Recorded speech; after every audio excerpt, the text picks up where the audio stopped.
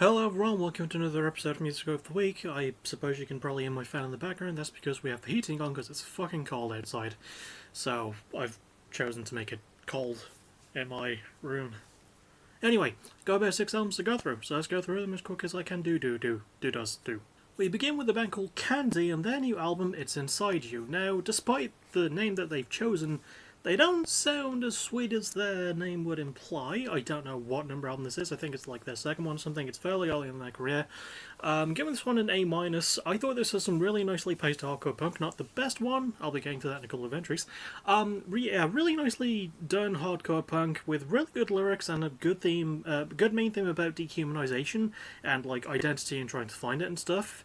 I liked how it was handled, but you kind of have to dig to really find exactly what the theme is, you know? There is sort of a concept to it, but it's not always fully leaned into. I also did quite like bits of the production. I thought it showed some really good detail, and I feel like the pacing was kind of off at places, I will admit. Like, it felt like too many of the songs were way too short, and it's weird because a lot of the shorter songs were some of the more experimental ones, and the band obviously wanted to push their sonic boundaries with this. Is just, it didn't feel like all of it landed, and I think all the songs, well, most of the songs at least, needed more time to cook, but it is carried very nicely by some really good riffs, and I like how the experimentations worked into those riffs. There's like a sort of like more traditional pop punky sort of thing in one song, there's like some dance elements in another, and they all kind of work. I just wish that they gave it more time to work more, you know? Performances are really good too. Not really any major complaints with this. I do feel like it's got a couple of things holding itself back.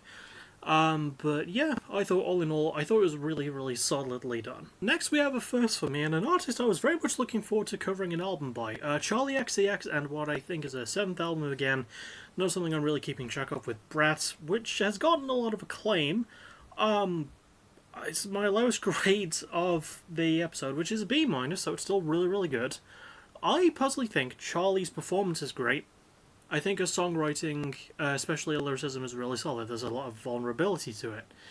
And I don't hate that her traditional pop styling is mixed with dance and fuck, there is another element to it. There's like dance and like something else, techno. I think there's a mix of that too. I don't fully hate it, but the production seriously castrates a lot of the album's sound, and it puts way too much auto-tune on Charli. I've listened to Charli actually sing before. She can really sing if you allow her to, but the production doesn't, and there's like 12 producers on this album, and one of them is her, and I highly doubt that the auto-tune on her voice was her fault. You know, I mean, she's not that much younger than me, she's like a few months younger than me, she can still fucking go, right? And it's just weird. That's just a weird production choice. And also, the sound mixing doesn't always work in terms of the pacing either. Like, there's bits of the experimentation with the more density beats that kind of work, but, like, again, way too many of the songs are short, and this is a weirdly long album too. It needed to be more cohesive as a narrative, sort of like what Billie Eilish did, you know? It needed to really threaten itself and push that boundary, and it doesn't. Which is, again, weird because of how vulnerable the lyrics are. There are themes of, like, Charli's uncertainty about her future in the music industry, about the fact that she might be a mother one day, about, I think there's a song about sexual assault at some point, and I think there's one about puberty too. There's really good themes written by her, and it's clear that she's the only thing with any heart in this album. And I'm being way too harsh on an album with a B-, I understand. It's got, again, most of the good outweighs the bad, but, like, take it with a big grain of salt. This is a fairly generous B-, I will admit, but Charli's performance and lyricism does save it. And again, sometimes the pop dance mix works, sometimes, but it's just the production's not super great, and the structuring can go against it a lot too. Next up, we have Drip Fed and their new album, Solve for Parts. Much like Candy's album, this is a hardcore punk leading thing, and personally Drip Fed is a better name, although the contrast of Candy having a name like that and playing the sound that they do is kind of awesome. Candy is more metalcore, Drip Fed is more traditionally hardcore punk, and I'm giving this one the highest grade I can give any album, and the only A+ in this video. Yeah, really fucking love this one. Solidly handled hardcore punk, but I think the main thing I loved about it was, you remember a couple of years ago when Avoid dropped Cult Mentality? and how fun that album was for a hardcore punk album. This album reminded me a lot of that. Not as much like personality as that album has, but it's still got an identity of its own, and band members are giving it their all. I like that there's a lot of posty elements to the guitar work, and the guitar work itself is amazing. I like that there's a good couple of solos, the main riffs are really good, there's even solid bass work and drums too. Production is clean as hell though, very organic feeling, without sending off too much of the sound, just really feels like it composed together nicely. Passionate performances too, the guitar work especially from the two guitarists, I believe they are, both doing an amazing job. One of those guitarists even produced the album, so they knew what the hell they were on about. Shout out to Chris Skiles, I think his name is. I do like the lyrics and the pacing as well. I feel like maybe on occasion a couple of the songs could blur, especially like in the middle portion, maybe. And while the lyrics have good plays and words, they're not really easy to find in terms of theme, so I couldn't exactly pin anything down. But if I had to guess, maybe some sort of, maybe political stuff, I don't know. I couldn't really find anything, but they're well written, even if I wish I could have found more about them. But yeah, no, this is just really solid work from these guys. And again, another first for me. I really enjoyed this one. And in fact, all these albums are firsts for me looking at the list I have. So we're going to move on to the next one, but yeah. Fucking biggest recommend of the video probably for me. Next we have Evergrey and their new album Theories of Emptiness. Now, this is the first time I'd heard about them, even though this is a band that's been around since 1993. And I remember, I think I double checked, I don't think they've had a hiatus, so they've been around for a long time. I'm giving this one a B. I thought this was some really solidly handled Swedish style prog, and Swedish prog is some of the best prog you can get. Excuse my hair. I thought, in terms of production, very nice. Riff work was really good, the solo work was solid as hell. I liked how unproggy it felt. It felt like, it should have been more complex in places, but it wasn't. And I appreciated the more stripped back approach for, like, again, a prog-leaning album. Performances were solid. The lead singer did a really good job. I think it's Tom S. Englund. I think he produced the album too. But a lot of the album feels a bit, like, sort of standard. Like, it feels a bit basic, but it's, like, the good kind of basic, Like, it does its riffs really well, it does its production really well. It's got some pretty dark lyrical themes, though. I think this is the main sort of issue I had. Like, the lyrical themes are dark, but the songs feel a bit too triumphant for those themes. And, like, the main one, like, there's themes of, like, loss and hopelessness, and the theory of dreams, I think, is another one that they put in there. And those are very dark themes to deal with. And then the music sounds way too happy to fit them. I don't know if that was just me. I still thought it was really solidly handled, though. The band clearly have a lot of passion for this stuff. Really well done riffs. Yeah, good. Again, just really good. It's a very jack of all trades style prog metal album, but I like how much of a prog album it doesn't feel like, if that makes sense. So yeah, still a solid recommend from me. Also, quite a lot of the songs are a bit long, but they do cram in enough interesting stuff, so it's not a complete deal breaker. Next up, we have Joey Valence and Bray with their new album No Hands. I have no clue if I'm saying Joey's name correctly. Yeah, fucking giving this one an A.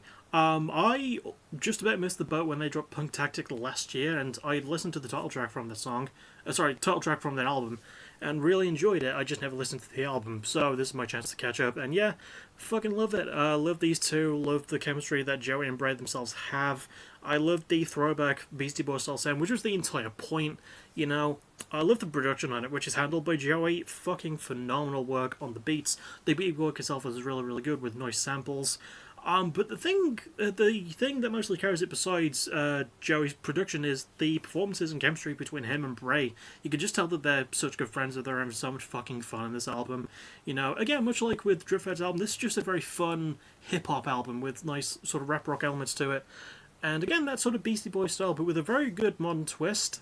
No, the songs feel super unique, and the lyrics are maybe a little bit juvenile at times, but I'm fine with it, and again, this is just a fun album. It's an album to put a smile on my face and make me feel a bit better, Yeah, just really enjoyable stuff. And finally, we have Pedro the Lion with their new album, Santa Cruz. And when I say their new album, I mean his new album, because it's just like the project of a guy named David Bazan. This is a band that's been around since roughly 1995, and David Bazan is like the brainchild of it. They're an indie rock sort of slow core group, I think is the term coined. I'm giving this one a B. I thought this was really nicely done, much like with Evergrey.